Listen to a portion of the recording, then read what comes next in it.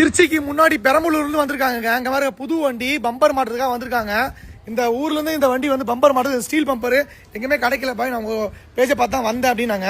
இந்த மாதிரி பாருங்க ஸ்டீல் பம்பர் நம்ம கிட்ட வந்து ரொம்ப தூரத்துலேருந்து வந்து நிறைய பேர் பெரம்பலூர் அதுக்கப்புறம் திருச்சி மதுரை எல்லா ஊர்லேருந்து வரீங்க. ரொம்ப ரொம்ப நன்றிங்க. உங்களுக்கு எவ்வளோ தேங்க்ஸ் சொன்னாலும் நன்றி ஈடாகாது. ஆனாலும் அங்கே பாருங்க அந்த பம்பரில் பாருங்க அந்த மேட்டு ஒரு ஒர்க்கும் பண்ணுறோம். ஆனால் நீங்கள் எந்த ஊரில் வந்திருக்கீங்க? பெரம்பலூர்ல இருந்து வரோம். பசங்க எப்படி ஒர்க் பண்ணாங்க? சூப்பரா ஒர்க் பண்ணாங்க. காலையிலே வந்தேன். கொஞ்சம் டைம் ஆகுது. பசங்க கம்மியில் பொங்கல்ல எல்லாம் லீவில் இருக்காங்க. நீங்கள் ரொம்ப சந்தோஷம், ரொம்ப மகிழ்ச்சி.